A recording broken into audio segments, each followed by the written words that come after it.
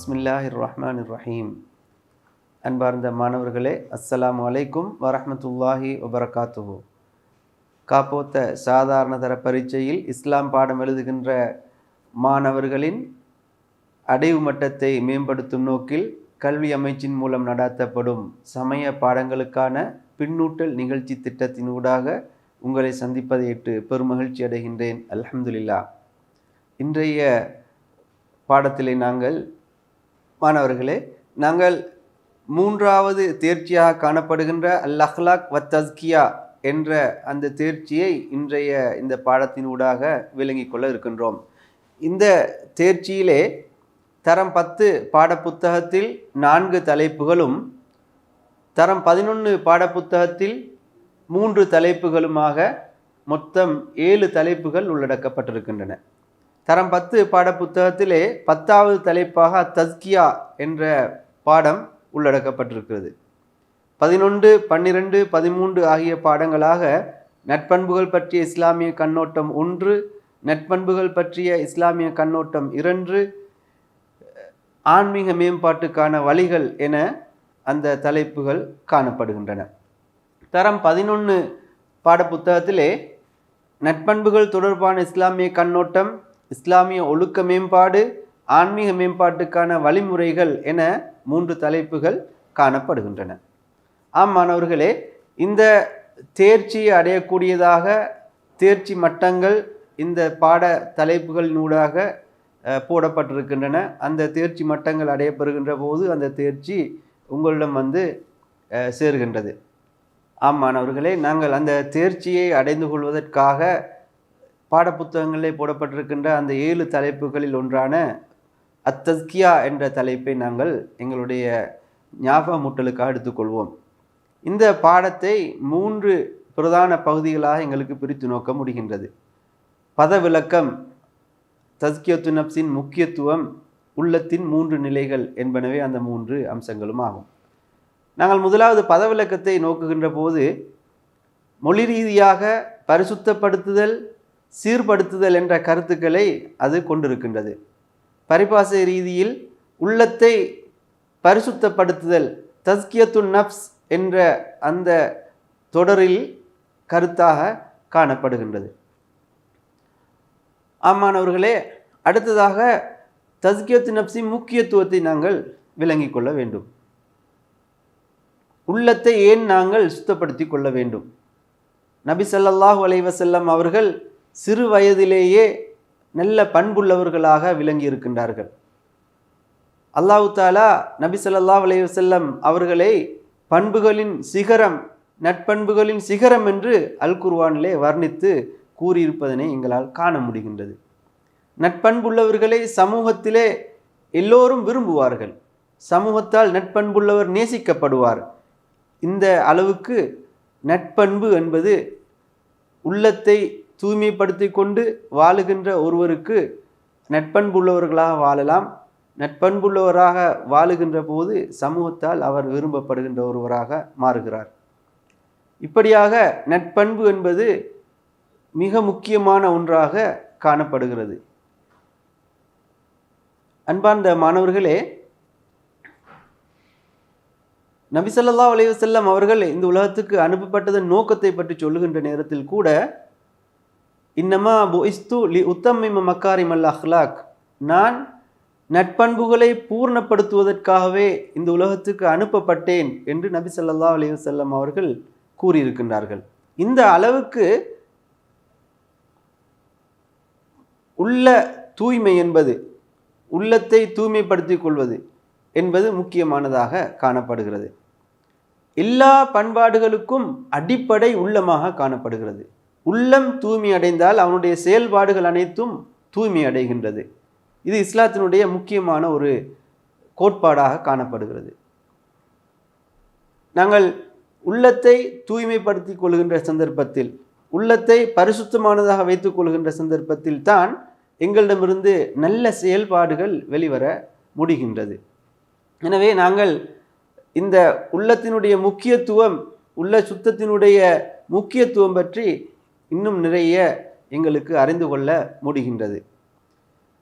அன்பார்ந்த மாணவர்களே, நாங்கள் இதிலே இன்னும் ஒரு பகுதியாக இருக்கின்ற உள்ளத்தினுடைய 3 நிலைகள் பற்றி பார்க்க இருக்கின்றோம்.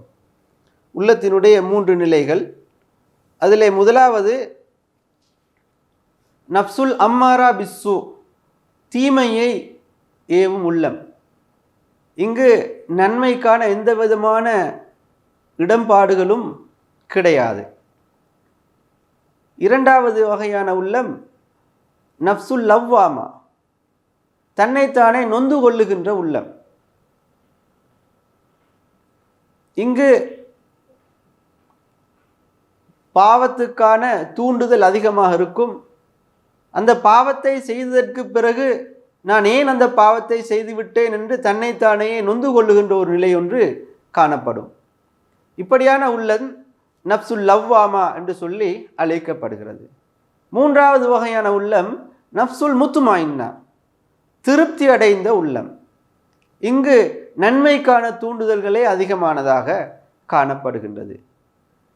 இந்த உள்ளத்தை மூன்றாவது நிலையில் உள்ள உள்ளத்துக்கான அடைவை அடைந்து கொள்வதற்குத்தான் நாங்கள் தஸ்கியத்துன் நப்ஸை மேற்கொள்ள வேண்டும். உள்ளத்தை பரிசுத்தப்படுத்துகின்ற நடவடிக்கைகளை முன்னெடுக்க வேண்டும். முதலாவது உள்ளத்திலிருந்து இரண்டாவது உள்ளத்துக்கு கொண்டு வந்து இரண்டாவது உள்ளத்தினுடைய நிலையிலிருந்து மூன்றாவது உள்ளத்தினுடைய நிலைக்கு, உயர்ந்த நிலைக்கு எங்களுடைய உள்ளங்களை மாற்றுவதற்காகத்தான் நாங்கள் இந்த உள பண்படுத்தல் நடவடிக்கைகளை மேற்கொள்ள வேண்டும் என்பதனை விளங்கிக் கொள்வோம். இப்படியாக அத்தஸ்கியா என்பது 3 பகுதிகளை கொண்டதாக காணப்படுகிறது. அதனை நாங்கள் இப்படி ஞாபகமூட்டிக் கொள்வோம். மாணவர்களே, அடுத்த தலைப்பாக நாங்கள் பார்க்க இருப்பது நட்பண்புகள் பற்றிய இஸ்லாமிய கண்ணோட்டம். இதிலே நாங்கள் 4 பிரதான பகுதிகளை ஞாபகம் வைத்துக் கொள்வதற்கு முயற்சிப்போம். முதலாவது பதவிலக்கம். பதவிலக்கம் என்று சொல்லுகின்ற நேரத்தில் மொழி ரீதியாக என்ன கருத்தில் நட்பண்புகள் என்ற சொல் பயன்படுத்தப்பட்டிருக்கின்றது, அதே போல பரிபாசை ரீதியில் அதற்கு என்ன விளக்கம் கொடுக்கப்பட்டிருக்கின்றது என்பது பற்றிய தெளிவை நீங்கள் பெற்றிருப்பீர்கள். அத்தோடு இரண்டாவது முக்கியமான ஒரு பகுதி தான் நபி அவர்களை பற்றி அல் குர்ஆன் சொல்லுகின்ற ஒரு கருத்து. அது கட்டாயமாக நீங்கள் ஞாபகத்தில் வைத்துக்கொள்ள வேண்டிய ஒரு பகுதியாக அமைந்திருக்கின்றது.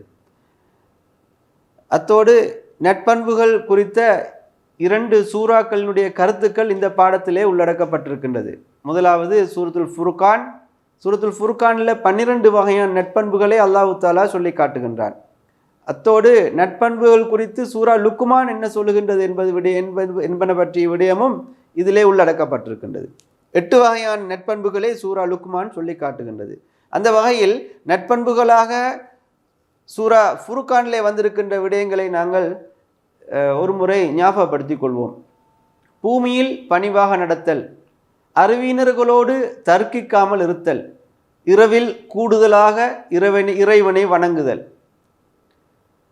நரக வேதனையிலிருந்து பாதுகாப்பு பெறல், செலவு செய்வதில் நடுநிலைமை பேணல், இணை வைக்காதிருத்தல், கொலை செய்யாதிருத்தல், விபச்சாரம் செய்யாதிருத்தல், பொய்ச்சாட்சி கூறாதிருத்தல், வீணான காரியங்களிலிருந்து விலகி இருத்தல், அல் குர்ஆன் வசனங்களுக்கு செவி சாய்த்தல், மகிழ்ச்சியான குடும்பத்தை வேண்டி பிரார்த்தித்தல் போன்ற நட்பண்புகள் சூரத்துல் ஃபுர்கானில் கூறப்பட்டிருப்பதனை இந்த பாடம் உள்ளடக்கி இருக்கின்றது. அதே போன்று சூரா லுக்மானில் என்ன சொல்லப்பட்டிருக்கின்றது என்பதனை நாங்கள் ஒரு ஞாபகத்துக்கு கொண்டு வருவோம். முதலாவது பணிவாக நடத்தல், இரண்டாவது தொழுகையை நிலைநாட்டுதல், மூன்றாவது நன்மையை ஏவி தீமையை தடுத்தல், பொறுமையை கடைபிடித்தல், பெருமை அடிக்காதிருத்தல், மனிதர்களை விட்டு முகத்தை திருப்பாதிருத்தல், நடுநிலைமை பேணல், சப்தத்தை தாழ்த்தி கொள்ளுதல் போன்ற நல்ல பண்புகள் சிலவற்றை அல் குர்ஆன் சூரா லுக்மானிலே எங்களுக்கு குறிப்பிட்டு காட்டுகின்றான். இந்த விடயமும் இந்த தலைப்பிலே உள்ளடக்கப்பட்டிருப்பதனை நாங்கள் பார்க்கின்றோம். அடுத்ததாக நட்பண்புகள் பற்றிய இஸ்லாமிய கண்ணோட்டம் 2 என்ற தலைப்பை நாங்கள் கொஞ்சம் மீட்டிக்கொள்வோம். இதிலே 5 வகையான பண்புகள், நல்ல பண்புகள் பற்றி எங்களுக்கு சொல்லப்படுகின்றது. முதலாவது அன்பு, இரண்டாவது தியாகம், மூன்றாவது ஈகை, நான்காவது நாணயம், ஐந்தாவது புலன்களை பேணி நடத்தல். இந்த 5 வகையான பண்புகளும் ஒரு மனிதனிடத்தில் அமைதல் வேண்டும் என்று இஸ்லாம் விரும்புகின்றது என்பதனை இந்த பாடத்தை படிக்கின்ற நீங்கள் விளங்கி இருப்பீர்கள். அடுத்ததாக இஸ்லாம் சொல்லுகின்ற முக்கியமான ஒரு விடயம் இந்த பாடத்தினூடாக எங்களுக்கு சொல்லித்தரப்படுகின்றது. ஆன்மீக மேம்பாட்டுக்கான வழிகள், எங்களுடைய ஆன்மாவை பக்குவப்படுத்தி கொள்வதற்கு, ஆன்மாவின் உயர்ந்த நிலைக்கு எங்களுடைய ஆன்மாவை கொண்டு செல்வதற்கு என்னவெல்லாம் தேவை என்பது பற்றிய ஒரு விடயத்தை இங்கே நாங்கள் கற்றுக்கொள்கின்றோம். 4 விடயங்கள் பற்றி இந்த பாடத்திலே எங்களுக்கு சொல்லித்தரப்படுகின்றது. முதலாவது ஆன்மீக மேம்பாட்டுக்கான வழிமுறைகளில் முதலாவதாக அல் இஹ்லாஸ் என்ற பண்பு காணப்படுகிறது. இரண்டாவது தௌபா, பாவ மீட்சி என்று நாங்கள் சொல்லுகின்றோம். அல் இஹ்லாஸ் என்பது தூய்மை, தூய்மையான எண்ணம் என்று சொல்லி நாங்கள் அதனை பார்க்கின்றோம். மூன்றாவது வரா, பேணுதல், எல்லாவற்றிலும் பேணுதலோடு நடந்து கொள்ளுகின்ற அந்த பழக்கம் உள்ளவர்களாக இருப்பது நட்பண்புகளுக்கான ஒரு முக்கியமான காரணியாக அமைந்துள்ளது. ஆன்மீக மேம்பாட்டுக்கான வழிமுறைகள் ஒன்றாக இது சொல்லப்பட்டிருக்கின்றது. அதே போன்று 4வது ஜுஹுத், பற்றற்ற வாழ்வு. உலகத்தில் நாங்கள் பற்றில்லாதவர்களாக வாழ வேண்டும் என்பதனை இந்த விடயம் எங்களுக்கு சொல்லித் தருகின்றது. இப்படியாக நாங்கள் இந்த பாடத்தை 4 அம்சங்களில் ஊடாக விளங்கி கொள்ள மாணவர்களே, நாங்கள் தரம் 10 பாடப்புத்தகத்திலே போடப்பட்டிருக்கின்ற அல் அஹ்லாக் வ தஸ்கியா என்ற அந்த தலைப்போடு தொடர்பான விடயங்களை எங்களுடைய ஞாபகத்துக்கு கொண்டு வந்தோம். இப்போது தரம் 11 பாடப்புத்தகத்திலே போடப்பட்டிருக்கின்ற இந்த தலைப்போடு தொடர்பான முதலாவது தலைப்பு நட்பண்பு தொடர்பான இஸ்லாமிய கண்ணோட்டம். இதனை நாங்கள் 2 முக்கியமான தலைப்புகளினூடாக விளங்கிக் கொள்கின்றோம். முதலாவது நட்பண்புகளுடைய முக்கியத்துவத்தை பற்றி இங்கேயும் நாங்கள் பார்க்க இருக்கின்றோம். தரம் 10 பாடப்புத்தகத்திலே நாங்கள் நட்பண்புகளுடைய முக்கியத்துவத்தை பற்றி மேலோட்டமாக விளங்கி கொண்டோம். இங்கே அல் குர்ஆனினதும் சுன்னாவினதும் ஆதாரங்களின் அடியாக நட்பண்புகளை பற்றி விளங்கி கொள்ள இருக்கின்றோம். அந்த அடிப்படையில் நட்பண்புகளுடைய முக்கியத்துவம் இந்த பாடத்திலே சிலாகித்து கூறப்பட்டிருக்கின்றதை நாங்கள் பார்க்கின்றோம். இரண்டாவது, இஸ்லாம் கூறும் நட்பண்புகள் என்று 4 வகையான நட்பண்புகளை இந்த பாடம் அறிமுகம் செய்கின்றது. அந்த நட்பண்புகள் பற்றிய இஸ்லாமிய கண்ணோட்டம், அல் குர்ஆன் சுன்னாவினுடைய பார்வையில் நட்பண்பு, ரசூல் ஸல்லல்லாஹு அலைஹி வஸல்லம் அவருடைய வாழ்விலும் சஹாபாக்களுடைய வாழ்க்கையிலும் இந்த பண்புகள் எவ்வாறு காணப்பட்டன என்பது தொடர்பான விளக்கம் இந்த தலைப்புகளின் கீழால் போடப்பட்டிருப்பதனை நீங்கள் கற்றிருப்பீர்கள். அந்த வகையில் முதலாவது பொறுமை பற்றிய விளக்கத்தை நாங்கள் இந்த தலைப்பிலே பார்த்திருக்கின்றோம். இரண்டாவது துணிவு பற்றி அறிந்திருக்கின்றோம். மூன்றாவது பணிவு, 4வது மன்னிப்பு. இந்த நல்ல குணங்கள் நபி ஸல்லல்லாஹு அலைஹி வஸல்லம் அவரிடத்திலே காணப்பட்டிருக்கின்றன. அதே போன்று நபி அவர்களை பின்பற்றுகின்ற சமூகத்திலும் இது காணப்பட வேண்டும் என்பதனை இஸ்லாம் வலியுறுத்துகின்றது. இதற்காகத்தான் நாங்கள் இந்த நட்பண்புகள் என்ற விடயத்திலே அதிகமான கரிசனை கொள்கின்றோம். மாணவர்களே, நாங்கள் தரம் 11 பாடப்புத்தகத்திலே அடுத்த ஒரு தலைப்பாக இஸ்லாமிய ஒழுக்க மேம்பாடு என்ற தலைப்பை நாங்கள் பார்க்கின்றோம். இந்த தலைப்பிலே 3 பிரதான விடயங்கள் எங்களுக்கு விளங்கி கொள்ள வேண்டும் என்ற வகையில் முதலாவது விடயமாக ஹல்க் ஹுலுக் என்ற அந்த 2 பதங்களின் அடிப்படையில் இஸ்லாமிய ஒழுக்கம் சம்பந்தமான விளக்கம் பாடத்திலே முன்வைக்கப்பட்டிருக்கின்றது. அதே போன்று இரண்டாவது பகுதியாக இஸ்லாத்தின் பார்வையில் நல்லொழுக்கம் என்று எதனை நாங்கள் கருத வேண்டும் என்பதற்கான ஒரு பெரிய அத்திவாரமாக 4-5 விடயங்கள் கூறப்பட்டிருக்கின்றன. முதலாவது, உயர் பெருமானங்களை கடைபிடித்தல் இஸ்லாத்திலே ஒழுக்கமாக பார்க்கப்படுகின்றது, நல்லொழுக்கமாக இஸ்லாம் கருதுகின்றது. இரண்டாவது, மரியாதைக்குரிய செயல்களை மதித்து நடத்தல். இஸ்லாத்திலே பொதுவாக நல்லொழுக்கமாக பார்க்கப்படுகின்றது.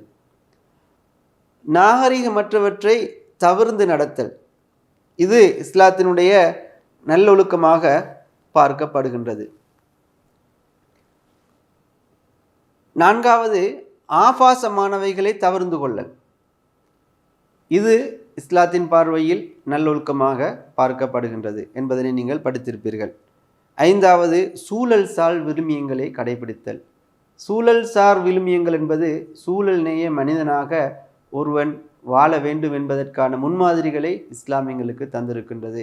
எனவே அந்த செயல்பாடுகளை கடைபிடிக்கின்ற போது ஒழுக்கம் உள்ளவனாக, பண்பாடு உள்ளவனாக, நல்ல மனிதனாக, சமூகத்திலே அனைவராலும் விரும்பப்படுகின்ற ஒருவரால் வாழ முடிகின்றது, மாற முடிகின்றது என்பதனை நாங்கள் இந்த பாடத்திலே விளங்கிக் கொள்கின்றோம்.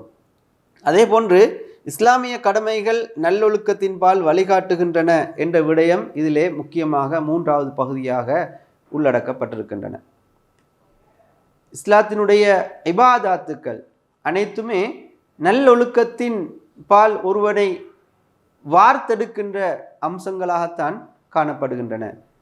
தொழுகை எடுத்துக்கொண்டால் உள்ளத்தை பரிசுத்தப்படுத்துகின்றது, மானக்கேடான விடயங்களிலிருந்து அவனை அது காக்கின்றது என்று நாங்கள் பார்க்கின்றோம்.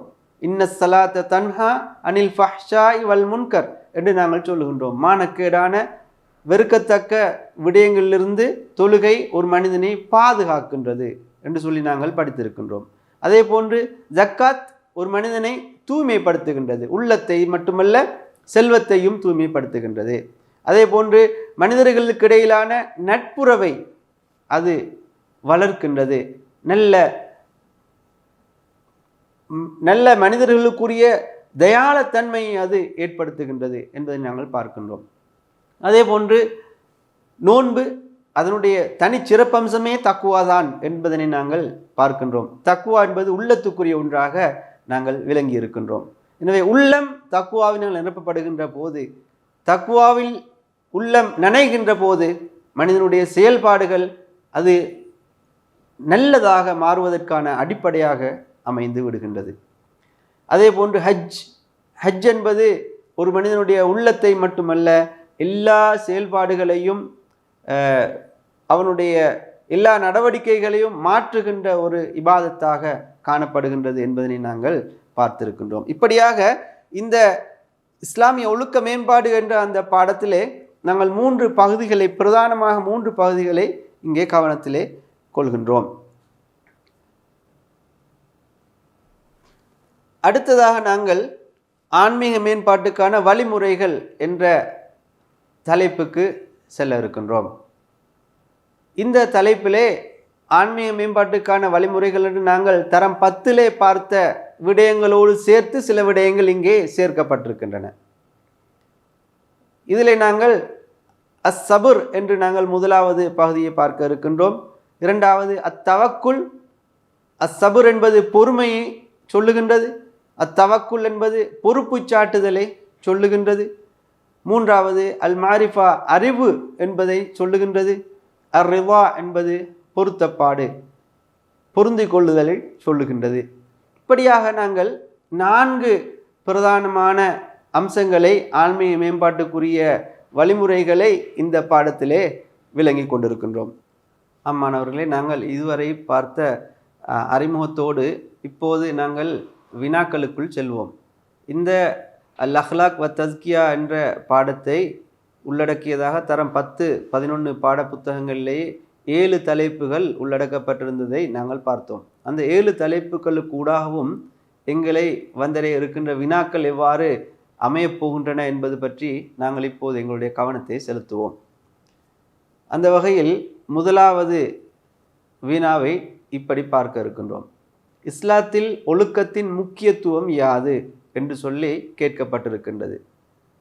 ஒழுக்கம் இல்லாத ஒரு சமூகம் எவ்வாறானதாக காணப்படும் என்பதனை நாங்கள் விளங்கி கொண்டால், ஒழுக்கமுள்ள சமூகம் எவ்வளவு தூரம் முக்கியமானது என்பதனை எங்களுக்கு கூறுவதற்கு இலகுவானதாக இருக்கும். அந்த வகையில் நாங்கள் இஸ்லாத்தினுடைய ஒழுக்கத்தின் முக்கியத்துவத்தை இப்படி சொல்ல முடிகின்றது. அல் குர்ஆன் சொல்லுகின்ற அந்த கருத்துக்களையும் சுன்னா சொல்லுகின்ற கருத்துக்களையும் நாங்கள் வைத்து இப்படி பார்க்க முடிகின்றது. ஒழுக்கம் ஈமானுடன் தொடர்புபடுத்தப்பட்டுள்ளது. ஒழுக்கம் ஈமானுடன் தொடர்புபடுத்தப்பட்டுள்ளது. வெட்கம் ஈமானின் ஒரு பகுதி என்று புகாரியில் வருகின்ற ஒரு ஹதீஸ் சொல்லுகின்றது. நபி அவர்கள் இவ்வுலகுக்கு அனுப்பப்பட்டதன் நோக்கமே ஒழுக்கத்தை பூர்ணப்படுத்துவதற்காகும் என்ற ஹதீஸ் இங்கே எங்களுக்கு எடுத்து காட்டுவதற்கு பொருத்தமானது. இதுவும் ஒழுக்கத்தினுடைய முக்கியத்துவத்தை எங்களுக்கு எடுத்து சொல்லுகின்றது. அதே போன்று சூரா லுக்மான், சூரா ஃபுர்கானிலே சொல்லப்பட்டிருக்கின்ற நட்பண்புகளின் பட்டியலை இங்கே எங்களுக்கு ஒழுக்கத்தினுடைய முக்கியத்துவத்துக்கு சொல்ல முடிகின்றது. அல்லாஹ் அல் குர்ஆனிலே ஒழுக்கத்தை இப்படியெல்லாம் முக்கியத்துவம் கொடுத்து நோக்குகின்றான் என்பதனை எங்களுக்கு பார்க்க முடிகின்றது. அதே போன்று நபி அவர்கள் நட்பண்புகளின் சிகரம் என வர்ணித்துள்ளது அல் குர்ஆன். இவற்றையெல்லாம் பார்க்கின்ற நேரத்தில் நாங்கள் இந்த ஒழுக்கம் எவ்வளவு தூரம் முக்கியமானது, ஒரு மனிதனுடைய வாழ்விலே அவசியமானது என்பதை பற்றி எங்களால் விளங்கிக் கொள்ள முடிகின்றது. இப்படியாக நாங்கள் அந்த வினாவுக்கான விடையை இங்கே கூறிக்கொள்ளலாம். இரண்டாவது வினா தௌபா, பாவ மீட்சி பற்றி அமைந்துள்ளது. தௌபா ஏற்றுக்கொள்ளப்படுவதற்கான நிபந்தனைகள் 4 தருக. இது பொதுவாக எல்லோருக்கும் தெரிந்த நிபந்தனைகள் தான். அவற்றை நாங்கள் இப்படி கூறி காட்டினால் போதுமானது. முதலாவது, அல்லாஹ்வுக்காக என்ற களப்பற்ற எண்ணத்துடன் பாவ மன்னிப்பை மேற்கொள்ளுதல், தௌபாவை முன்னெடுத்தல். இரண்டாவது, பாவத்திலிருந்து முற்றாக நீங்குதல். பாவத்தை செய்து கொண்ட நிலையில் தௌபாவை செய்ய முடியாது என்ற விடயத்தை நாங்கள் இந்த இடத்திலே கூறுதல் அவசியமாகும். மூன்றாவது, செய்த பாவத்துக்காக வருந்துதல். அந்த குறித்த பாவத்தை நினைத்து வருந்துவது அவசியமாகும். நான்காவது நிபந்தனையாக குறித்த பாவத்தை இனிமேல் செய்வதில்லை என உறுதி கொள்ளுதல். அந்த பாவத்தின் பக்கம் மீண்டும் மீளச் செல்ல மாட்டோம் என்பதனை நாங்கள் அந்த இடத்திலே தெரிவித்தல் அவசியமாகும்.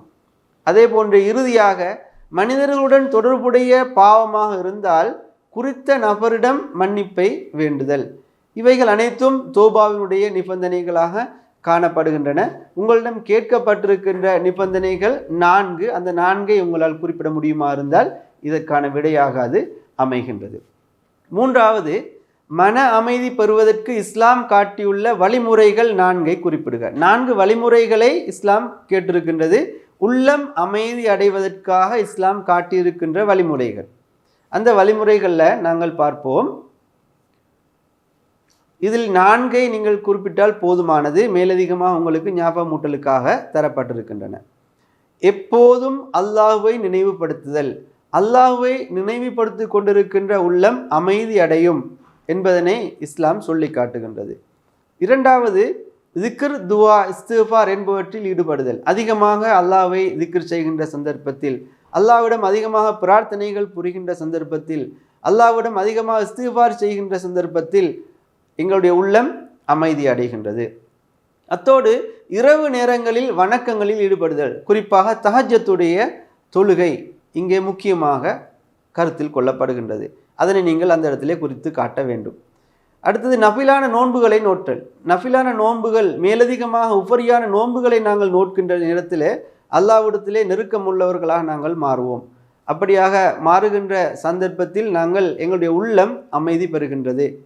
அல் குர்ஆனை அதிகமாக ஓதுதல், முஹாசபாவில் ஈடுபடுதல், சுய விசாரணையில் ஈடுபடுதல், தர்மம் செய்தல், தனித்திருந்து அல்லாஹ்வுடன் முனாஜாத் செய்தல், பாவங்களிலிருந்து விலகி இருத்தல் போன்ற கர்மங்களை நாங்கள் செய்கின்ற நேரத்திலே எங்களுடைய உள்ளம் அமைதி அடைகின்றது. எனவே இதில் உள்ளம் அமைதி அடைகின்ற இந்த செயல்பாடுகள் அனைத்திலும் நீங்கள் 4ஐ குறிப்பிட்டால் அதற்குரிய வினாவுக்குரிய விடையாக அது அமைகின்றது. 4வது வினாவாக சூரா லுக்மானில் குறிப்பிடும் 3 ஒழுக்க பண்புகளை குறிப்பிடுக. நாங்கள் ஏற்கனவே அறிமுகத்திலே பார்த்தோம், நினைவூட்டல் அந்த பாடத்திலே பார்த்தோம். சூரா லுக்மானில் குறிப்பிடுகின்ற 8 பண்புகள் இருக்கின்றன. அவற்றுள் 3ஐ பற்றித்தான் இங்கே கேட்கப்பட்டிருக்கின்றது. அந்த 8 பண்புகளையும் நாங்கள் இங்கே ஞாபகப்படுத்துவோம். அல்லாஹ்வுக்கு எந்த ஒன்றையும் இணையாக்காதிருத்தல், தொழுகையை நிலைநாட்டுதல், நன்மையை தீமையை தடுத்தல், துன்பங்களின் போது பொறுமையாக இருத்தல், பெருமை அடிக்காதிருத்தல், நடையில் நடுநிலை தன்மையை கடைபிடித்தல், சப்தத்தை தாழ்த்தி கொள்ளுதல். இந்த பண்புகளில் நீங்கள் 3ஐ குறிப்பிட்டால் அதற்குரிய வினாவுக்குரிய விடையாக அது அமைகின்றது. 5வது வினாவுக்கு நாங்கள் செல்வோம். சூரா ஃபுர்கானில் குறிப்பிடப்பட்டுள்ள நட்பண்புகள் 5ஐ குறிப்பிடுக. 12 பண்புகள் அங்கே குறிப்பிடப்பட்டிருந்தன. அவற்றுள் 5 பண்புகளைத்தான் இங்கே உங்களிடம் வினாவாக கேட்டிருக்கின்றது. பூமியில் பணிவாக நடத்தல், அறிவினர்களுடன் தர்க்கிக்காமல் கண்ணியமாக விலகியிருத்தல், இரவில் கூடுதலாக இறைவனை வணங்குதல், நரக வேதனையிலிருந்து பாதுகாப்பு தேடுதல், வீண் விரயம் செய்யாதிருத்தல், உலோபித்தனம் செய்யாதிருத்தல், அல்லாவுக்கு எதனையும் இணையாக்காதிருத்தல், நியாயமின்றி கொலை செய்யாதிருத்தல், விபச்சாரம் செய்யாதிருத்தல், பொய்ச்சாட்சி கூறாதிருத்தல், வீணான காரியங்களிலிருந்து விலகி கொள்ளல், அல் குர்ஆன் வசனங்களுக்கு செவியேற்றல் என்ற அந்த விடயங்கள் அனைத்தும் நட்பண்புகளாக அல் குர்ஆன் எங்களுக்கு அடையாளப்படுத்துகின்ற பண்புகள். இவற்றுள் 5 பண்புகளை நீங்கள் குறிப்பிட்டால் அந்த வினாவுக்குரிய விடையாக அது அமைகின்றது. ஆம், 6வது வினாவாக நாங்கள் எங்களுக்கு பார்த்து கொள்ள வேண்டிய விடயம் என்னவென்றால், ஜுஹுத் ரஹ்பானியா என்பவற்றுக்கு இடையிலான வேறுபாட்டை குறிப்பிடுக. ஜுஹுத் என்றால் என்ன, ரஹ்பானியா என்றால் என்ன என்பதனை நாங்கள் இங்கே குறிப்பிட்டால் அதற்கான விடையாக அது அமையப் போகின்றது. ஜுஹுத் என்பது பற்றற்ற வாழ்வு என்று சொல்லி நாங்கள் ஏற்கனவே பார்த்தோம். அதே போன்று ரஹ்பானியா என்பது துறவற நிலையை குறிக்கின்றது. பற்றற்ற வாழ்வை இஸ்லாம் தூண்டுகின்றது, துறவரத்தை இஸ்லாம் வெறுக்கின்றது. இந்த இரண்டுக்கும் இடையில் இதுதான் பிரதானமான வேறுபாடாக காணப்படுகின்றது என்பதனை நாங்கள் இங்கே குறிப்பிட வேண்டும். 7வது வினாவை நாங்கள் பார்ப்போம் மாணவர்களே. இஸ்லாம் குறிப்பிடும் நட்பண்புகள் 4ஐ குறிப்பிட்டு அவை ஒவ்வொன்றிற்கும் நபி ஸல்லல்லாஹு அலைஹி வஸல்லம் அவர்களின் வாழ்விலிருந்து ஒவ்வொரு உதாரணம் தருக. நட்பண்புகள் எந்தெந்த சம்பவங்களின் ஊடாக அது விளக்கப்பட்டிருக்கின்றது என்பது பாடப்புத்தகத்திலே காணப்படுகின்ற ஒன்று. அதனை இங்கே வினாவாக உங்களிடம் கேட்கப்பட்டிருக்கிறது. நீங்கள் அதனை ஞாபகப்படுத்தி இப்படி முன்வைக்க வேண்டும். ஆம் மாணவர்களே, இதற்குரிய விடையாக அன்பு, தியாகம், ஈகை, நாணயம், புலன்களை பேணல் ஆகிய பண்புகளை எங்களுக்கு சொல்லலாம். இந்த பண்புகளோடு தொடர்புடைய சம்பவங்களாக ஹவாசி குலத்தைச் சேர்ந்த கைதி பெண்கள் நபி அவருடைய சபைக்கு வந்திருந்தார்கள். அந்த நேரத்திலே அந்த பெண்மணி ஒருவர் தன்னுடைய குழந்தைக்கு பாலூட்டுவதற்காக குழந்தையை தேடிக்கொண்டிருக்கின்றார்கள். குழந்தை கிடைக்கவில்லை. குழந்தை கிடைக்காத சந்தர்ப்பத்திலே அங்கே இருந்த குழந்தைகளை எடுத்து தன்னுடைய மார்பிலிருந்து பாலை ஊட்டி கொண்டிருந்தார்கள். தன்னுடைய குழந்தை கிடைத்ததும் அந்த குழந்தையை மார்போடு அணைத்து பாலூட்டியதை நபி அவர்கள் பார்த்துவிட்டு நபி அவர்கள் சஹாபாக்களிடம் கேட்கிறார்கள், இந்த பெண்மணி தன்னுடைய குழந்தையை தீயில் எறிவாளா என்று. அப்போது சஹாபாக்கள் சொன்னார்கள், ஒருபோதும் இல்லை யா ரசூலுல்லாஹ் என்று. அப்படியானால் அல்லாஹ் தஆலா இந்த பெண் குழந்தையின் மீது காட்டுகின்ற அன்பை விடவும் அடியார்கள் மீது அன்புள்ளவனாக இருக்கின்றான் என்ற செய்தியை அங்கே சொல்லுகின்றார்கள். அன்பார்ந்த மாணவர்களே, இது அன்புக்கான நபி அவர்களுடைய ஒரு சம்பவமாக எங்களுக்கு கூற முடியும். அதே போன்று தியாகத்தை நினைவுபடுத்துவதற்காக நபி அவர்களுடைய விருந்தாளிக்கு விளக்கை அணைத்துவிட்டு உணவளித்து தன்னுடைய குழந்தைகளுக்கு கூட கொடுப்பதற்கு வைத்திருந்த உணவை கொடுக்காமல், மனைவி சாப்பிடாமல் விளக்கை அணைத்துவிட்டு விருந்தாளியை கௌரவித்து அனுப்பிய அன்சாரி தோழர் பற்றி நபி அவர்கள் சிலாகித்து கூறிய அந்த சம்பவத்தை எங்களுக்கு இந்த இடத்திலே கூறலாம். அதே போன்று ஈகை கொடுக்கின்ற வள்ளல்களாக சஹாபாக்கள் இருந்திருக்கிறார்கள். தன்னிடம் இல்லாத நேரத்தில் கூட கிடைத்ததை கொடுப்பவர்களாக இருந்திருக்கின்றார்கள். ஆயிஷா ரலியல்லாஹு அன்ஹா அவர்களுடைய சம்பவம் ஒன்று எங்களுக்கு இதற்கு உதாரணமாக சொல்ல முடியும். நபி அவர்கள் ஆடொன்றை குர்பான் வைத்து கொடுப்பதற்காக பங்கு வைத்து ஆயிஷா நாயகியிடம் கொடுக்குமாறு சொல்லுகின்றார்கள். ஆயிஷா நாயகி அவர்கள் அனைத்தையும் கொடுத்துவிட்டு வருகிறார்கள். நபி அவர்கள் கேட்கிறார்கள், ஆயிஷாவை, எங்களுக்காக எதனை நீங்கள் வைத்திருக்கின்றீர்கள் என்று சொல்லி. அந்த ஆட்டை குர்பான் வைத்து எடுத்ததிலே எங்களுக்கென்று எதனை வைத்திருக்கின்றீர்கள் என்று நபி அவர்கள் கேட்கிறார்கள். அப்போது ஆயிஷா நாயகி அவர்கள் சொல்லுகின்றார்கள், யா ரசூலுல்லாஹ், எலும்பு கொஞ்சம் வைத்திருக்கின்றோம், கொழும்பு வைத்து குடிப்பதற்காக. அப்போது நபி அவர்கள் சொல்லுகின்றார்கள், ஆயிஷாவே, இவைதான் எங்களுக்கு கிடைக்காமல் போகிறது, மற்ற அனைத்துமே எங்களுக்கு கிடைக்கின்றது மறுமையிலே என்று சொல்லி அந்த செய்தியை சொல்லுகின்றார்கள். இப்படியாக சஹாபாக்கள் கொடுக்கின்றவர்களாக வாழ்ந்திருக்கின்றார்கள். அனைத்தையும் கொடுத்திருக்கின்றார்கள். கொடுப்பவைகள் அனைத்தும் மறுமையில் எங்களுக்கு வரும் என்ற அந்த நம்பிக்கையிலே உறுதியாக செயல்பட்டிருக்கின்றார்கள் என்பதனை நாங்கள் பார்க்கின்றோம். அதே போன்று நம்பிக்கை நாணயம் சம்பந்தமாக ஏராளமான சம்பவங்களை எங்களுக்கு கூற முடியும். உயர்குலத்து பெண்மணி ஒருவர் களவாடியதற்காக நபி அவர்களிடம் கொண்டு வந்த சந்தர்ப்பத்திலே நபி அவர்களிடம் சிபார்சு செய்யப்படுகின்றது, உயர்குலத்து பெண் இவளை விட்டுவிட வேண்டும் என்று சொல்லி. நபி அவர்கள் அந்த நேரத்திலே கூறிய அந்த செய்தி எங்களுக்கு நீதிக்கான ஒரு பெரிய அடித்தளமாக அமைந்திருப்பதனை எங்களால் காண முடிகின்றது. இந்த செய்தியையும் நாங்கள் குறிப்பிட வேண்டும். என்னுடைய மகள் ஃபாத்திமா தான் திருடியிருந்தாலும் அவர்களுடைய கையை நான் வெட்டியிருப்பேன் என்று நபி அவர்கள் சொன்னார்கள். எனவே அன்பார்ந்த மாணவர்களே, இந்த சம்பவத்தையும் நாங்கள் இந்த இடத்திலே குறிப்பிட்டு காட்ட வேண்டும். சுருக்கமாக இங்கே போடப்பட்டிருப்பதனை நீங்கள் விரிவாக எழுத முடியுமாக இருந்தால் நல்லதாக இருக்கும். அந்த விடை பூர்ணத்துவம் உள்ளதாக மாறுவதற்கு காரணமாக இருக்கும். அடுத்ததாக நாங்கள் அத்தஸ்கியத்து நப்ஸ் என்பதன் மொழி கருத்து யாது என்ற வினாவுக்கு செல்வோம். இந்த வினாவை பற்றி நாங்கள் அறிமுகத்திலும் பார்த்து கொண்டோம். உள்ளத்தை பரிசுத்தப்படுத்தல் என்ற கருத்தை அத்தஸ்கியத்து நப்ஸ் என்ற மாணவர்களே, 8வது வினாவுக்கு நாங்கள் எங்களுடைய கவனத்தை செலுத்துவோம். தஸ்கியத்து நப்ஸ் என்பதன் மொழி கருத்து யாது என்று இங்கே கேட்கப்பட்டிருக்கின்றது. இதற்கு நாங்கள் நேரடியாக இப்படி சொல்லலாம், உள்ளத்தை பரிசுத்தப்படுத்துதல் என்று இதனுடைய மொழி கருத்தை எங்களுக்கு சொல்ல முடிகின்றது. அடுத்ததாக 9வது வினா, அல் குர்ஆன் விளக்கும் உள்ளத்தின் 3 நிலைகளையும் குறிப்பிடுக என்று சொல்லி கேட்கப்பட்டிருக்கின்றது. அதற்குரிய விடையாக 3 நிலைகளையும் நாங்கள் அறிமுகத்திலே பார்த்தது போல நப்சுல் அம்மாரா பிஸ்ஸு, நப்சுல் லவ்வாமா, நப்சுல் முத்மஇன்னா என்று சொல்லி நாங்கள் சொல்ல முடிகின்றது. 10வது வினா, ஒழுக்கத்தை வலியுறுத்தும் ஹதீஸ் ஒன்றை தருக என்று கேட்கப்பட்டிருக்கின்றது. ஒழுக்கம் சம்பந்தமாக பல ஹதீஸ்கள் போடப்பட்டிருக்கின்றன.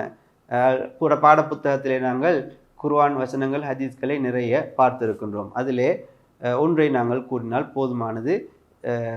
நான் நட்பண்புகளை பூர்ணப்படுத்துவதற்காகவே அனுப்பப்பட்டுள்ளேன் என்று பைஹக்கியில் வந்திருக்கின்ற ஹதீஸ். வெக்கம் ஈமானின் ஒரு பகுதியாகும் என்று சொன்ன அந்த புகாரில் வருகின்ற ஹதீஸ். அவர்களது பண்பாடுகள் அல் குர்ஆனாகவே இருந்தன என ஆயிஷா ரலியல்லாஹு அன்ஹா அவர்கள் குறிப்பிட்ட செய்தி முஸ்லிமிலே பதிவாக இருக்கின்றது. அந்த செய்தி இப்படியாக 3 செய்திகளிலிருந்து ஹதீஸ்களிலிருந்து ஒன்றை உங்களுக்கு குறிப்பிட முடிந்தால் போதுமானது. அடுத்ததாக 11வது வினா, தஸ்கியத்து நப்சின் முக்கியத்துவத்தை எடுத்து காட்டும் அல் குர்ஆன் ஆதாரம் ஒன்றை குறிப்பிடுக. தஸ்கியத்து நப்சின் முக்கியத்துவத்தை எடுத்து காட்டுகின்ற குர்ஆன் வசனம் ஒன்றை கூறுமாறு இங்கே கேட்கப்பட்டிருக்கின்றது. நிறைய குர்ஆன் வசனங்களை நீங்கள் தெரிந்திருப்பீர்கள். அதே போன்று அதில் ஒன்றுதான், நிச்சயமாக யார் உள்ளத்தை தூய்மைப்படுத்துகின்றாரோ அவர் வெற்றி பெற்று விட்டார். கது அஃப்லஹ மன் ஜக்காஹா என்ற அந்த குர்ஆன் வசனம் இங்கே உங்களுக்கு போட முடியுமான ஒரு விடையாக காணப்படுகின்றது. 12வது வினா, உளப்பரிசுத்தம் ஏற்படுவதற்காக ஒருவர் வாழ்வில் கடைபிடிக்க வேண்டிய விடயங்கள் 5ஐ குறிப்பிடுக என்று சொல்லி கேட்கப்பட்டிருக்கின்றது. உள்ளத்தை பரிசுத்தப்படுத்திக் கொள்வதற்கான நடவடிக்கைகள் நாங்கள் நிறைய பார்த்திருக்கின்றோம். அதிலே 5ஐத்தான் இங்கே விடையாக கேட்டிருக்கின்றார்கள். மோஸ்துதி, பெருமை, பொறாமை போன்ற இழிகுணங்களிலிருந்து தவிர்ந்து கொள்ளுதல், ஃபர்லான கடமைகளை உரிய முறையில் நிறைவேற்றுதல், நஃபிலான வணக்கங்களை நிறைவேற்றுதல், திக்ர்களில் ஈடுபடுதல், குர்ஆனை அதிகம் ஓதுதல், தௌபா செய்தல் என்று உங்களுக்கு நிறைய விடயங்களை சொல்ல முடியுமாக இருக்கும். 13வது வினா, ஆன்மீக மேம்பாட்டுக்கு இஸ்லாத்தின் வழிமுறைகள் 4ஐ குறிப்பிடுக. ஆன்மீக மேம்பாட்டுக்கான வழிமுறைகளை நாங்கள் தரம் 10 புத்தகத்திலும் 11 புத்தகத்திலும் பார்த்திருக்கின்றோம்.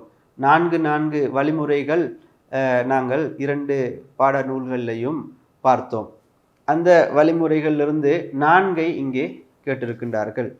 அல் இஹ்லாஸ் உள தூய்மை, தௌபா பாவமீட்சி, தக்வா இறையச்சம், வரா பேணுதல், ஜுஹுத் பற்றற்ற வாழ்வு, தவக்குல் பொறுப்பு சாட்டுதல் என்ற அந்த ஆன்மீக மேம்பாட்டுக்குரிய வழிமுறைகளை எங்களால் இப்படி எழுத முடிகின்றது.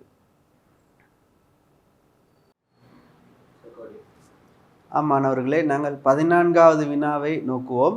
சூழல் சார் விழுமியங்கள் தொடர்பில் இஸ்லாம் கற்றுத்தரும் ஒழுக்கங்கள் 3ஐ குறிப்பிடுக என்று இங்கே கேட்கப்பட்டிருக்கின்றது. சூழல் சார் விழுமியங்கள் தொடர்பான ஒழுக்க நடவடிக்கைகள் பலவற்றை நாங்கள் அறிந்திருக்கின்றோம். அதில் 3 விடயங்களை இங்கே எங்களுக்கு ஞாபகம் முட்டினால் வினா பூர்ணமானதாக இருக்கும். பயன் தரும் தாவரங்களை பாதுகாத்தல், பொது இடங்கள் நீர்நிலைகளில் சுத்தத்தை பேணல், மனிதனுக்கோ ஏனைய உயிரினங்களுக்கோ நோவினை தரும் பொருட்களை சூழலிலிருந்து அகற்றுதல் போன்ற விடயங்களில் எங்களுடைய விடையாக அதனை அமைத்து கொள்ள முடிகின்றது. 15வது வினா, தாருல் ஃபனா தாருல் பக்கா ஆகிய இரு பதங்களையும் வேறுபடுத்துக என்று கேட்கப்பட்டிருக்கின்றது. இந்த வேறுபடுத்தல் என்பது 2 விடயங்கள் பற்றிய தெளிவையும் நீங்கள் கொடுத்தால் போதுமானது. அதிலே தாருல் ஃபனா என்பது அழியக்கூடிய இவ்வுலக வாழ்வு என்பதனை குறிக்கின்றது. தாருல் பக்கா என்பது முடிவில்லாத மறுமை வாழ்வை குறிக்கின்றது. இந்த 2 விளக்கங்களையும் நீங்கள் இந்த வினாவுக்குரிய விடையாக அளித்தால் பூர்ணமானதாக இருக்கும். அன்பார்ந்த மாணவர்களே, நாங்கள் முதலாவது பகுதியை இத்தோடு முடிவு செய்து கொள்வோம். அடுத்த பகுதியோடு நாங்கள் தொடர்பிலே இணைந்து கொள்வோம். மாணவர்களே, நாங்கள் 16வது வினாவுக்கு செல்வோம். 2வது பகுதியிலே இந்த வினா நல்லொழுக்க பண்புகளை வகைப்படுத்தக்கூடிய பிரதான தலைப்புகள் 5னை கூறுக என்று கேட்கப்பட்டிருக்கின்றது.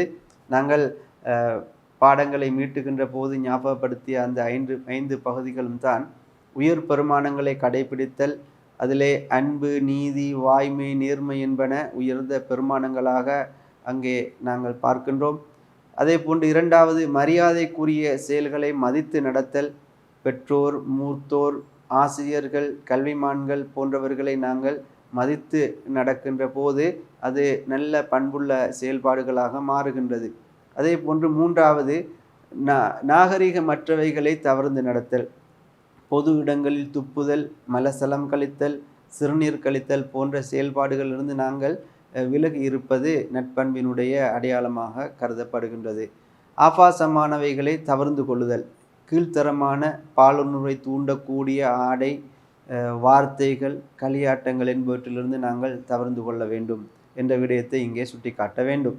அதே போன்று 5வதாக சூழல் சார் விழுமியங்களை கடைபிடித்தல், தாவரங்களை பாதுகாத்தல், தாவரங்களை நடுதல் போன்ற அந்த செயல்பாடுகளில் நாங்கள் ஈடுபடுதல் வேண்டும். அத்தோடு சுத்தத்தை பேணுதல் பேணுகின்ற நடவடிக்கையிலும் நாங்கள் ஈடுபட வேண்டும். இதுவை அனைத்தும் சூழல் சார் விழுமியங்களாக காணப்படுகின்றன. இவ்வாறாக அந்த வினாவுக்குரிய இந்த 5 பெருமானங்களையும் நாங்கள் இங்கே குறிப்பிட வேண்டும் உதாரணங்களோடு. 17வது வினாவாக இஸ்லாமிய கடமைகள் எவ்வாறு நல்லொழுக்கங்களின் பால் இருக்கப்படுவதற்கும் பயிற்றுவிக்கின்றன என்பதனை விளக்குக என்று கேட்கப்பட்டிருக்கின்றது. அப்போ இஸ்லாமிய கடமைகள் என்று சொல்லுகின்ற நேரத்தில் தொழுகை, ஜக்காத்து, நோன்பு, ஹஜ்ஜி போன்ற கடமைகள் எவ்வாறு எங்களிடத்திலே நல்லொழுக்கங்களை ஏற்படுத்துவதற்கு ஏதுவாக அமைந்திருக்கின்றன என்பதனை பற்றி நாங்கள் இதிலே கூற இருக்கின்றோம். மாணவர்களே, அந்த வினாவுக்குரிய விடையாக இப்படி எழுதி கொள்ள வேண்டும். தொழுகை என்று நாங்கள் குறிப்பிட்டு, தொழுகையின் மூலமாக உள்ளத்தை சுத்தப்படுத்தி அதற்கு பிரகாசத்தை ஏற்படுத்துவதற்கு காரணமாக அமைகின்றது. எனவே உள்ளம் சுத்திகரிக்கப்பட்டு உள்ளத்துக்கு பிரகாசம் கிடைக்கின்ற போது நல்லொழுக்கத்தையும் தீய செயல்களையும் பிரித்தறிந்து கொள்வதற்கு உள்ளத்துக்கு முடிகிறது. இதன் மூலம் நல்லொழுக்கத்தில் தன்னை ஈடுபடுத்திக் கொள்வதற்கும் அந்த உள்ளத்தை பெற்றவனுக்கு முடிகின்றது என்பதனை நாங்கள் இங்கே குறிப்பிட்டு காட்ட வேண்டும். ஜக்காத்தும் அதே போன்றுதான். வறிய மக்கள் மீது அன்பு, தயால சிந்தை ஏற்படுகிறது. ஜக்காத்தின் மூலமாக இந்த பயன்கள் எங்களுக்கு கிடைக்கின்றது. அதே போன்று உலோபித்தனத்திலிருந்து பாதுகாப்பு கிடைக்கின்றது. உலக ஆசையிலிருந்து உள்ளம் தூய்மை பெறுகிறது என்பதனை நாங்கள் இங்கே குறிப்பிட வேண்டும். அதே போன்று இன்னும் ஒரு இபாதத்து தான் நோன்பு. உள ஆசைகள் தீய உணர்வுகளிலிருந்து அது எங்களை பாதுகாக்கிறது, எங்களுடைய உள்ளத்தை பாதுகாக்கின்றது. இறையச்சம், பொறுமை, ஈகை போன்ற உயர் பண்புகளை வளர்க்கின்றது என்று நாங்கள் இங்கே குறிப்பிட்டு காட்ட வேண்டும். அதே போன்று ஹஜ், இறுதி கடமையான ஹஜ்ஜை நாங்கள் இப்படி சொல்ல வேண்டும். தியாகம், அர்ப்பணிப்புக்கான பயிற்சியை கொடுக்கின்றது. சகோதரத்துவம், சமத்துவம், சகிப்புத்தன்மை, புரிந்துணர்வு போன்ற உயரிய குணங்களை அது ஒருவரிடத்திலே ஏற்படுத்துகின்றது என்று நாங்கள் இங்கே விடையாக அமைத்து காட்ட வேண்டும். அடுத்ததாக 18வது வினா, மாரிஃபா என்னும் பதத்தை விளக்குக. ஆன்மீக மேம்பாட்டுக்குரிய வழிமுறைகளில் ஒன்றாக இதனை நாங்கள் பார்த்தோம். இதனுடைய பத விளக்கத்தை இங்கே வினாவாக கேட்டிருக்கின்றார்கள். இதனுடைய மொழி கருத்து அறிவு என்பதாகும். பரிபாசை ரீதியில் அல்லாஹ்வை கண்ணால் காண்பது போன்று அறிவதன் மூலம் உளப்பேரின்பம் அடைதலை குறிக்கின்றது. அல்லாஹ்வை கண்ணால் காண்பது போன்று அறிவதன் மூலம் உளப்பேரின்பம் அடைவதலை குறிக்கின்றது என்பதனை நாங்கள் இங்கே குறிப்பிட்டு காட்ட வேண்டும். மொழி ரீதியான விளக்கம், பரிபாசை ரீதியிலான விளக்கம் என்பவற்றின் ஊடாக மாரிஃபாவை நாங்கள் விளக்கி கூற வேண்டும்.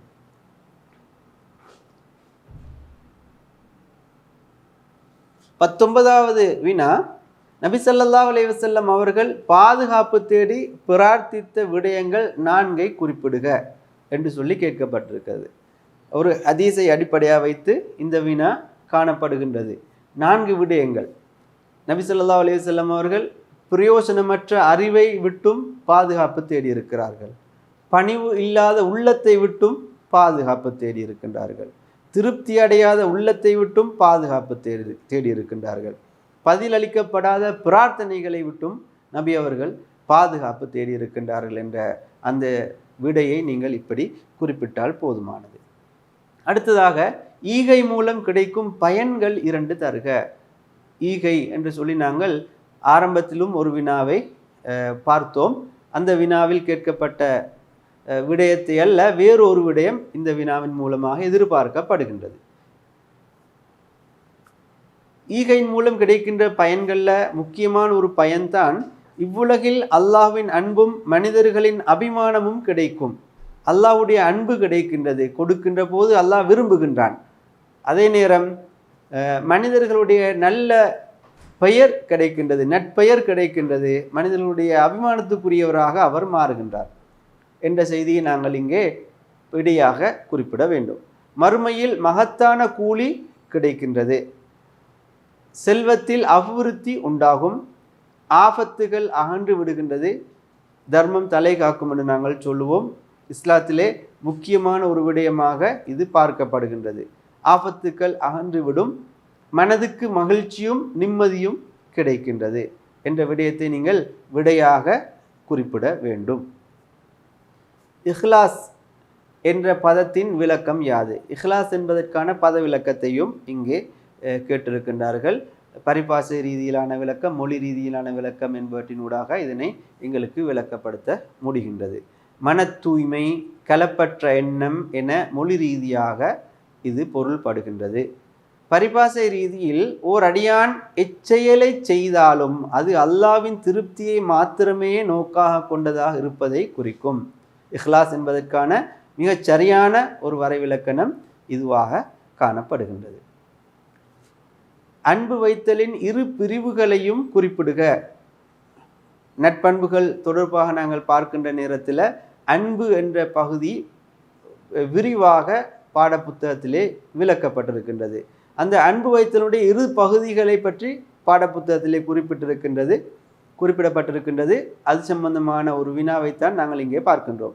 அன்பு வைத்தலின் 2 பிரிவுகளை குறிப்பிடுக என்று கேட்கப்பட்டிருக்கின்றது.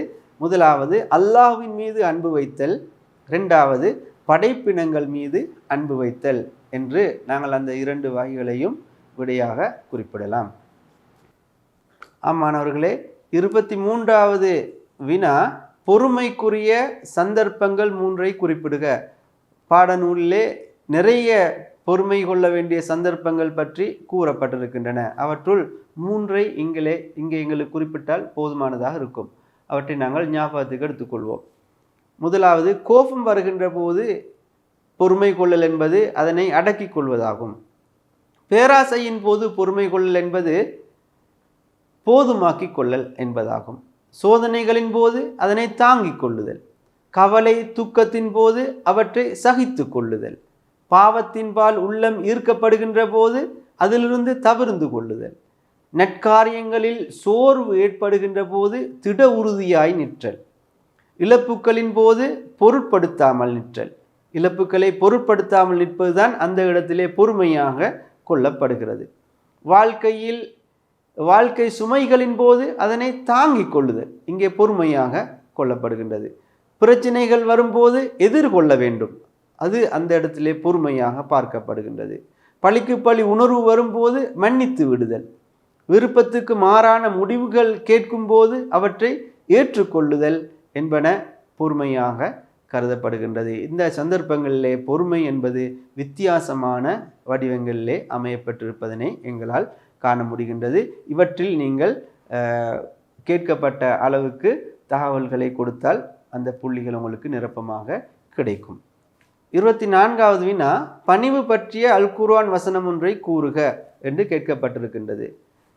அல் குர்ஆன் பணிவு சம்பந்தமாக சொல்லுகின்ற ஒரு முக்கியமான வசனம்தான், இவர்கள் தாம் ரஹ்மானுடைய அடியார்கள், பூமியில் அடக்கமாகவும் பணிவாகவும் நடப்பார்கள், மூடர்கள் அவர்களுடன் தர்க்கிக்க முற்பட்டால் சலாமுன் என்று கூறி அவர்களை விட்டும் விலகி விடுவார்கள் என்று 25வது அத்தியாயம் 63வது வசனத்திலே கூறப்பட்ட விடயத்தை நீங்கள் விடையாக குறிப்பிட வேண்டும். 25வது வினா, தொழுகை எவ்வாறான பண்புகளை ஒருவரில் வளர்க்கின்றது என்று கேட்கப்பட்டிருக்கின்றது. தொழுகையின் மூலம் வளர்க்கப்படுகின்ற பிரதானமான ஒரு பண்புதான் தீய செயல்களிலிருந்து விலகி நல்லொழுக்கத்தில் தன்னை ஈடுபடுத்தி கொள்ளும் உள்ளத்தை ஏற்படுத்துகிறது. நாங்கள் அதனை குர்ஆன் வசனத்தினூடாக பார்த்தோம். 26வது வினா, அல் முகுனி அல் முஅத்தி என்ற பதங்களின் விளக்கம் யாது என்று கேட்கப்பட்டிருக்கின்றது. இரண்டும் அரபு பதங்கள், அல்லாஹ்வுடைய பண்புகள் திருநாமங்களிலே வருகின்ற சொற்களாகவும் காணப்படுகின்றன. இவை இரண்டும் அல்லாஹ்வின் பண்புகளாகும். அல் முகுனி என்பது செல்வந்தனாக ஆக்குபவன் என்பதையும், அல் முஅத்தி என்பது கொடுப்பவன் என்பதையும் குறிக்கின்றது என்று நீங்கள் எழுத முடியுமா இருந்தால் போதுமானது. 27வது வினா, நாணயம் பற்றி அல் குர்ஆன் வசனம் ஒன்றை கூறுக என்று கேட்கப்பட்டிருக்கின்றது. அன்பார்ந்த மாணவர்களே, இஸ்லாம் பாடம் என்பது அல் குர்ஆனினதும் சுன்னாவினதும் அடியில் அமைந்த விளக்கமாக காணப்படுகின்றது. எனவே இஸ்லாம் பாடத்தில் வருகின்ற எல்லா தலைப்புகள் பற்றிய குர்ஆன் ஹதீஸ் வசனங்களை நீங்கள் கட்டாயம் தெரிந்திருக்க வேண்டும் என்பதுதான் இந்த வினாக்களிலிருந்து எங்களுக்கு விளங்கிக் கொள்ள முடியுமா இருக்கின்ற பிரதானமான ஒன்றாகும். அந்த வகையில் நாணயம் பற்றிய அல் குர்ஆன் வசனம் ஒன்றை கூறுக என்று கேட்கப்பட்டிருக்கின்றது.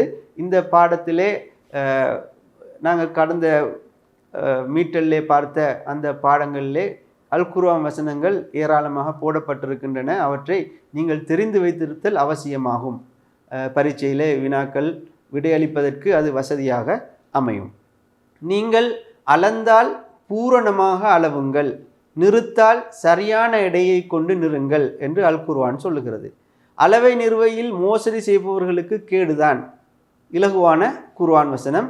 இதில் ஏதாவது ஒன்றை நீங்கள் ஞாபகம் வைத்துக் கொள்வது அவசியமாகும், அதனை விடையாக எழுதுவதற்கு. அடுத்ததாக 28வது வினா, ஈகை பற்றிய அல் குர்ஆன் வசனம் ஒன்றை கூறுக. ஈகை பற்றியும் அல் குர்ஆனுடைய வசனம் ஒன்றை உங்களுக்கு கூறுமாறு கேட்கப்பட்டிருக்கின்றது. ஆதலால் உங்களால் இயன்ற வரையில் அல்லாஹ்வுக்கு பயந்து அவனுக்கு செவிசாய்ந்து வழிபட்டு நடந்து தானமும் செய்யுங்கள், இது உங்களுக்குத்தான் நல்லது. எவர்கள் உலோபித்தனத்திலிருந்து தம்மை இரட்சித்து கொண்டார்களோ அத்தகையோர் நிச்சயமாக சித்தி அடைந்தோர் ஆவார். 64வது அத்தியாயம் 16வது வசனம். நீங்கள் கட்டாயம் இந்த குர்ஆன் வசனத்தை நினைவில் வைத்திருப்பது அவசியமாகும். 29வது வினா, ஜுஹுத் வரா ஆகிய பதங்களை விளக்குக. அப்போ 2 பதங்களுக்கும் நாங்கள் விளக்கங்களை வழங்க வேண்டும். அதில் நாங்கள் ஜுஹுத் என்பது பற்றி விளக்குகின்ற சந்தர்ப்பத்தில் பற்றற்ற வாழ்வை குறிக்கின்றது. ஆன்மீக மேம்பாட்டுக்கென இஸ்லாம் காட்டும் ஒரு வழிமுறையாக இது காணப்படுகின்றது. பற்றற்ற வாழ்வு என்பது மறுமை வாழ்வுடன் ஒப்பிடும் போது இவ்வுலக வாழ்க்கையை அற்பமானதாக கருதுவதாகும் என்று ஒரு ஜுஹுதுக்குரிய ஒரு விளக்கத்தை நாங்கள் இங்கே அறிமுகத்தை எழுதுகின்றோம். அதே போன்று வரா என்பதற்கான ஒரு அறிமுகம், வரா என்பது கருத்து, வரா என்பதன் கருத்து பேணுதல் என்பதாகும். அதாவது குற்றம் நிகழ்ந்து விடுமோ எனும் பயத்தினால் குற்றம் இல்லாத ஒன்றையும் விட்டுவிடுகின்ற தன்மையை இது குறிக்கின்றது என்று நாங்கள் வராவுக்கான விளக்கத்தை எங்களுக்கு சொல்ல முடியுமா இருத்தல் அவசியமாகும். 30வது, ஜீவராசிகள் மீது அன்பு காட்டுவதன் அவசியம் பற்றிய நபிமொழி ஒன்றை குறிப்பிடுக. நாங்கள் சூழல் சார் விழுமியங்களில் பார்த்த ஒரு ஹதீஸையும் உங்களுக்கு இங்கே ஞாபகமூட்ட முடியும். ஜீவராசிகள் மீது அன்பு காட்டுவதன் அவசியம் பற்றிய நபிமொழி ஒன்றை குறிப்பிடுக என்று கேட்கப்பட்டிருக்கின்றது. நாங்கள் 2 நபிமொழிகளை இங்கே உங்களுக்கு ஞாபகமூட்டி இருக்கின்றோம். 2ல் ஒன்றை எழுதினால் அதற்குரிய பூர்ணமான விடையாக அது கொள்ளப்படுகின்றது. உங்கள் மிருகங்களின் முதுகை உங்களது சாய்வு நாட்காலிகளாக ஆக்கி கொள்ளாதீர்கள். அஹ்மதிலே வருகின்ற ஒரு ஹதீஸ் இங்கே போடப்பட்டிருக்கின்றது. அதே போன்று அபூதாவுதிலே வருகின்ற இன்னும் ஒரு ஹதீஸ், படைப்புகள் அனைத்தும் அல்லாஹ்வின் பராமரிப்பில் உள்ளனவே, மண்ணில் உள்ளவற்றுக்கு அன்பு காட்டுங்கள், விண்ணில் உள்ளவன் உங்கள் மீது இரக்கம் காட்டுவான் என்ற ஒரு அழகான நபிமொழியை நாங்கள் இங்கே குறிப்பிட்டிருக்கின்றோம். 2ல் ஒன்றை நீங்கள் எழுதுவதன் மூலம் அந்த வினாவுக்குரிய முழு புள்ளியலையும் உங்களுக்கு பெற்றுக்கொள்ள முடியுமாக இருக்கும்.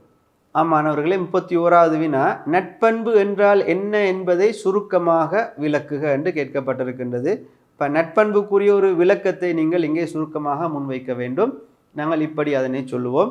அரபு மொழியில் ஹுலுக் ஹசன், அஹ்லாக் ஹசனா, மக்காரிமுல் அஹ்லாக், அதப், ஆதாப் முதலான பதங்கள் நட்பண்புகளை சுட்டி காட்டுவதற்கு பிரயோகிக்கப்படுகின்றன என்று சொல்லி நாங்கள் மொழி ரீதியாக சொல்லுவோம்.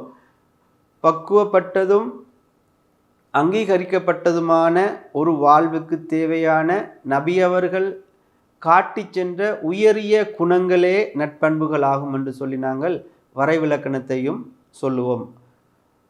அதே போன்று நபியே, நிச்சயமாக நீர் நட்பண்பின் சிகரமாக இருக்கின்றீர் என்று அந்த அல் குர்ஆனுடைய அல் கலம் 4வது வசனத்தையும் நாங்கள் இந்த இடத்திலே ஞாபகப்படுத்துவோம் விடையாக. இப்படியாக நட்பண்புக்குரிய விளக்கம் ஒன்றை எங்களால் கூற முடியுமாக இருக்கிறது. 32வது வினா, தவக்குல் என்பதால் கருதப்படுவது யாது? அதற்கு இப்படி நாங்கள் விடையை அமைத்து கொள்ளலாம். தவக்குல் என்பதன் மொழி கருத்து பொறுப்பு சாட்டுதல் என்பதாகும். இது முயற்சி, அல்லாஹ்வின் மீதுள்ள நம்பிக்கை என்பவற்றின் சேர்க்கையாகும். இஸ்லாமிய வழக்கில் எமது முயற்சிகளின் முடிவை அல்லாஹ்விடம் பொறுப்பு சாட்டுதல் தவக்குல் எனப்படுகிறது என்று சொல்லி எங்களுக்கு தவக்குலுக்கு ஒரு விளக்கத்தை கூற முடிகின்றது. ரிலா என்றால் என்ன என்று கேட்கப்பட்டிருக்கின்றது. ரிலாவுக்கான ஒரு அறிமுகத்தை நாங்கள் செய்ய வேண்டும். ரிலா என்பதன் மொழி கருத்து பொருந்தி கொள்ளல் என்பதாகும். இஸ்லாமிய வழக்கில் எமக்கு அல்லாஹ்வின் ஏற்பாட்டின்படி அமையும் அனைத்து நிலைமைகளையும் பொருந்தி கொண்டு மன திருப்தி அடைவதற்கே ரிலா என்று சொல்லப்படுகிறது என்று சொல்லி விளக்கம் சொன்னால் போதுமானது. மொழி ரீதியான கருத்தும் பரிபாசை ரீதியிலான கருத்தும் இந்த வினாவுக்குரிய விடையாக அமைய இருக்கின்றது. அடுத்ததாக 34வது வினா, கல்புன் சலீம் என்பதன் கருத்து யாது என்று கேட்கப்பட்டிருக்கின்றது. அதற்கு நாங்கள் தூய உள்ளம் என்று கூறினால் முழுமையான விடையாக அது அமைந்துவிடும். மன்னிப்பதன் சிறப்பை எடுத்து காட்டும் குர்ஆன் ஆதாரம் ஒன்றை குறிப்பிடுக. இங்கேயும் குர்ஆன் வசனங்கள் கேட்கப்பட்டிருக்கின்றன. மன்னிப்போடு தொடர்பான குர்ஆன் வசனங்களை எங்களால் குறிப்பிட முடியும். ஏதாவது ஒரு குர்ஆன் வசனத்தை நீங்கள் கூறினால் போதுமானது. அவர்கள் எத்தகையோர் என்றால் செல்வ நிலையிலும் வறுமை நிலையிலும் தானம் செய்து கொண்டே இருப்பார்கள், கோபத்தை விழுங்கி விடுவார்கள், மனிதர்களை மன்னித்து விடுவார்கள், அல்லாஹ் இத்தகைய நல்லோரையே நேசிக்கின்றான். ஆல இம்ரான் 134வது வசனத்தை உங்களுக்கு சொல்ல முடியும். அதே போன்று எவரேனும் பிறர் செய்த தீங்கை பொறுத்து கொண்டு மன்னித்து விட்டால் நிச்சயமாக இது மிகவும் வீரமிக்க செயலாகும் என்று அஷ்ஷூரா 43வது வசனம் எங்களுக்கு சொல்லி காட்டுகின்றது. இதில் 2 குர்ஆன் வசனங்களிலே ஒன்றை உங்களுக்கு சொல்ல முடியுமாக இருக்கும். ஆம் அன்பார்ந்த மாணவர்களே, நாங்கள் இதுவரைக்கும் இந்த பாடத்திலே அல் அஹ்லாக் வ தஸ்கியா என்ற தேர்ச்சியை விளங்குவதற்கு முயற்சித்தோம். தேர்ச்சியிலே 7 தலைப்புகள் உள்ளடக்கப்பட்டிருக்கின்றன.